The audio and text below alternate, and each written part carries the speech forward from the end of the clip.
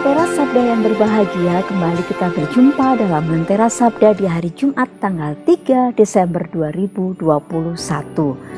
Kita telah memasuki masa pekan pertama Advent. Tetapi hari ini secara khusus gereja memperingati Santo Fransiskus Xaverius.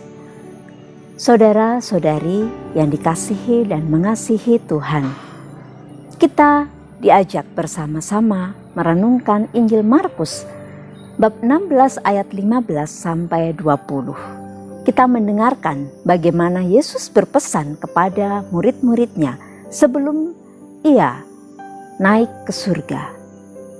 Pergilah ke seluruh dunia, beritakanlah Injil kepada segala makhluk. Pesan dari Yesus ini rupanya juga menjadi wujud dari kehidupan Santo Fransiskus Xaverius. Dia adalah seorang anak dari keluarga bangsawan. Ketika dia usia 19 tahun, dia telah memulai masa kuliahnya di Paris hingga sampai selesai di bidang seni. Tetapi tak berhenti sampai di situ. Fransiskus Xaverius, karena kecerdasannya yang luar biasa, dia melanjutkan studi teologinya. Saat itulah Santo Ignatius Loyola terpikat oleh kecerdasan Santo Fransiskus Xaverius, sehingga ia mengajak Santo Fransiskus Xaverius bergabung bersama dia dan teman-temannya untuk mendirikan Serikat Yesus. Saudara-saudari yang dikasihi dan mengasihi Tuhan, pada awalnya Santo Fransiskus menolak. Tetapi Santo Ignatius pun tidak tinggal diam atau berhenti sampai di situ saja.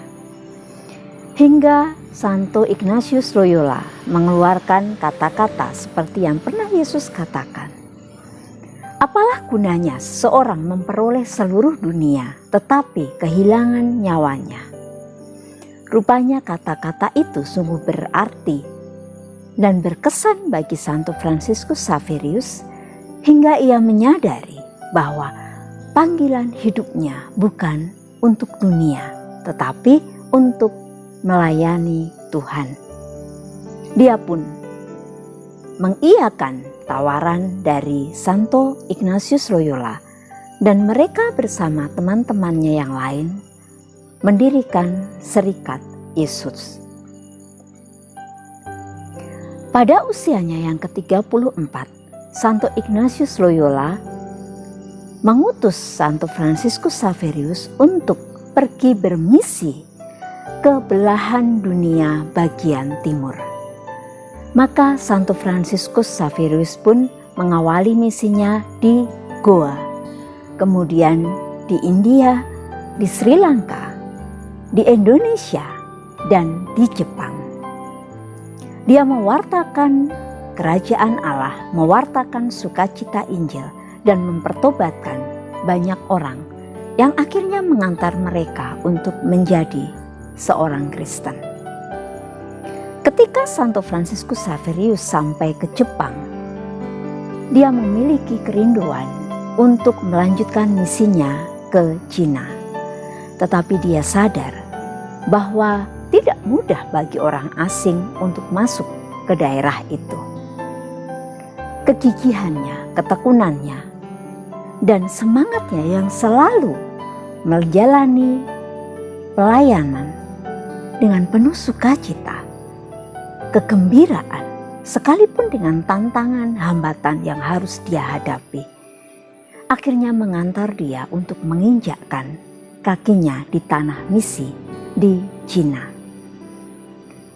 Belum juga mengawali karyanya, Santo Fransiskus Xaverius jatuh sakit dan akhirnya meninggal dunia. Dalam perjalanan waktu, jasadnya akhirnya dibawa kembali ke Goa. Ketika petinya dibuka dan banyak orang ingin memberikan penghormatan, Tidak sedikit pun keluar dari peti itu bau busuk layaknya mayat. Tetapi yang ada adalah jasad yang masih segar seperti orang hidup yang hanya tidur. Setelah 16 bulan kematian Franciscus Xaverius. Disitulah tampak kesucian hidup Santo Franciscus Xaverius. Saudara-saudari yang dikasihi dan mengasihi Tuhan, kita pun masing-masing dipanggil untuk bermisi, mewartakan sukacita Injil kepada masyarakat di sekitar kita. Bukan melalui hal-hal yang besar, tetapi bisa saja saat kita diminta untuk berdoa spontan di sebuah acara, ketika kita diminta untuk menjadi pengurus lingkungan, pengurus wilayah, pengurus paroki atau dewan paroki, atau menjadi prodiakon. Seringkali yang muncul spontan adalah penolakan. Kita merasa tidak pantas. Kita merasa takut kalau tidak bisa menjalankan tugas sesuai yang diharapkan. Atau bahkan kita melihat hidup kita tidak bisa menjadi contoh atau teladan bagi yang lain. Tetapi kita hari ini diteguhkan untuk siap bermisi. Karena Yesus tidak akan pernah diam.